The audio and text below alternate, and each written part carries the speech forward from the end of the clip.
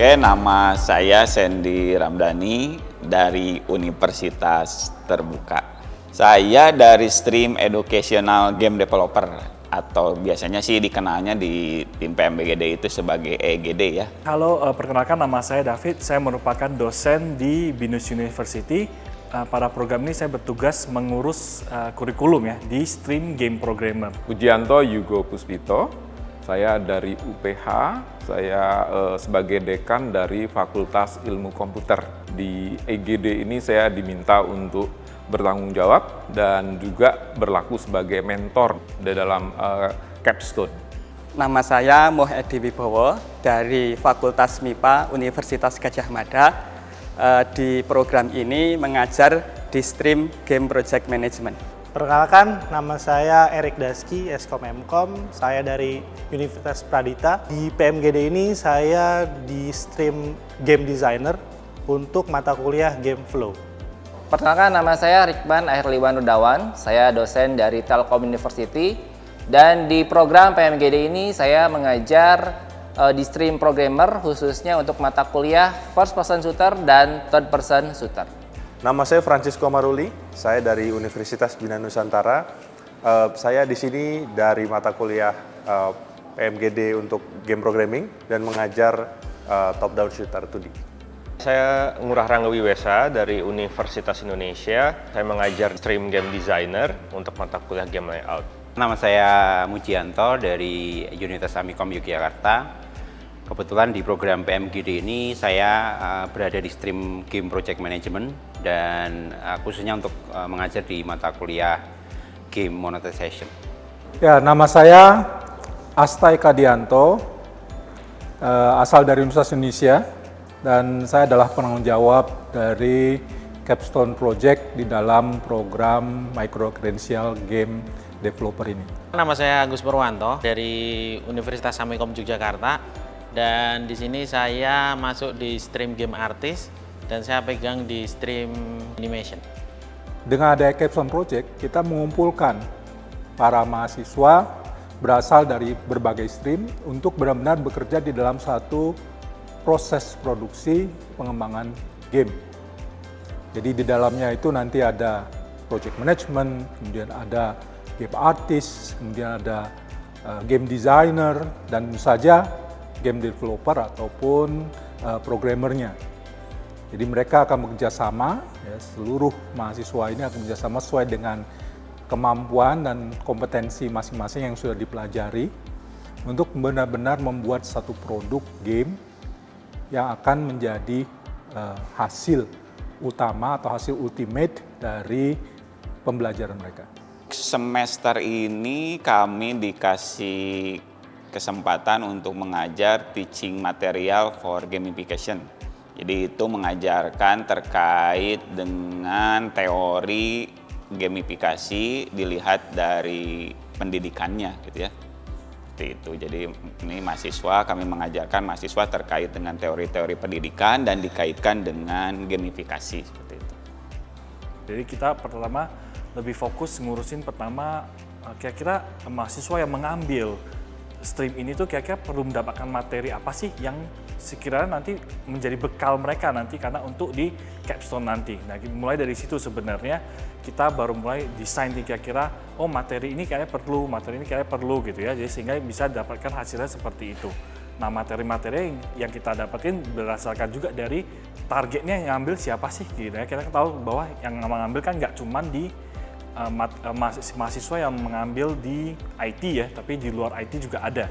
Nah, sehingga kita juga perlu adjust tuh gitu ya untuk materi-materi yang mungkin nggak terlalu advance gitu ya. Kita mulai dengan yang basic dulu gitu ya, sehingga materi-materi dasar tuh mereka bisa langsung dapatkan dengan mudah. Di Game Flow itu karena ini dalam streamnya Game Designer, jadi mahasiswa itu diminta untuk bagaimana menentukan flow di dalam game. Nah, jadi kalau game designer itu kan ujungnya itu kan adalah sebuah game design dokumen. Jadi di dalamnya itu ada game story, ada game mekanik, ada game layout. Nah, di mata kuliah saya ini adalah game flow. Jadi arahnya, terus grabnya, flow, nanti misalnya gamenya itu nanti mau ke arahnya gimana, dari awal mulanya game itu dijalankan sampai akhirnya gimana. Nanti itu mahasiswa harus menentukan tuh arah gamenya sesuai dengan game story yang ditentukan, seperti itu. Di dalam mata kuliah tersebut, para peserta belajar untuk menggunakan Unity, khususnya adalah untuk membuat game berbasis 3 dimensi. Untuk yang first person itu sudut pandangnya adalah menggunakan sudut pandang orang pertama, tapi kalau yang third person itu biasanya menggunakan sudut pandang orang ketiga. Jadi bedanya kalau di first person itu kameranya dari mata si player. Tapi kalau yang third person dari belakang, biasanya kelihatan dari punggungnya. Yang berkesan buat saya selama saya pengajar di PMG ini proses interaksi saya dengan mahasiswa cukup singkat, cuman 4 vkon lah. Tapi beberapa mahasiswa memang ada yang istilahnya dari yang tidak bisa sama sekali, sementara untuk yang mahasiswa yang jago-jagonya, saya cuman kasih cipratan sedikit gitu ya, tapi mereka langsung menghasilkan sebuah karya yang luar biasa. Saya sebagai pengajar harus mengakomodasi mahasiswa yang seperti ini. Jadi yang memang belum bisa, memang harus kita berikan semacam perhatian yang lebih. Sementara untuk yang teman-teman yang memang udah jago, ini kita harus kasih juga challenge yang lebih juga, karena jangan sampai yang belum bisa sama yang sudah jago banget kita berikan bobot yang agak sama. Nantinya mereka yang sudah jago agak bosen jatuhnya kan. Kalau misalkan yang masih baru belajar dikasih yang susah, nanti dia ngambek lagi, repot. Jadi ini challenging lah untuk masalah si pengajarannya.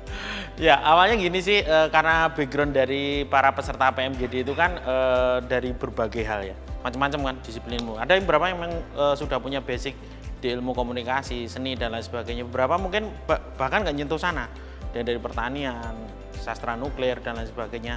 Mereka masuk dan di sana nggak bingung di sana. Tapi ketika mereka kita kasih tahu ini animation nih, mereka satu paham yang sama, karena animation itu mereka semua belajarnya lewat visual dan di kehidupan sehari-hari. Saya yakin ketika mereka dengar kata animation, mereka pasti akan merelatekan dengan sesuatu yang mereka sukai sehubungan dengan animasi, entah itu dunia film, anime atau apapun, ataupun dalam game itu sendiri. Sehingga disitulah kita mulai jadi bisa klik masuknya di sana.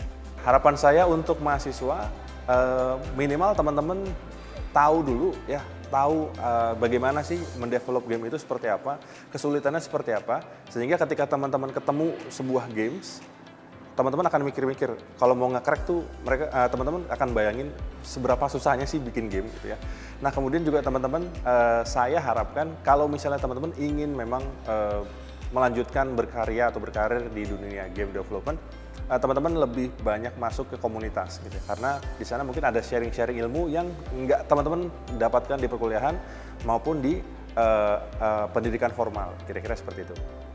Harapan saya sebenarnya kalau kita lihat dari capaian PMGD, tentu saja yang pertama adalah kita mendapatkan karya-karya yang bisa dibanggakan. Mudah-mudahan industri game ya, yang sebenarnya merupakan market besar, potensinya sangat besar, apalagi kita bicara di Indonesia ya, yang punya kekayaan yang luar biasa, ya, kreativitas yang luar biasa, yang saya yakin industri game itu mampu meningkatkan daya kompetisi kita, kemampuan kompetisi dari talent-talent Indonesia untuk nanti bisa bersaing ya, di pasar global atau regional. Jadi untuk program berikutnya juga kita akan terus kembangkan, kita akan terus perbaiki, kita belajar dari proses pengembangan atau proses implementasi program ini, dan mudah-mudahan ini akan menjadi program-program yang berkelanjutan dan benar-benar bisa menghasilkan talent-talent baru di industri game terutama.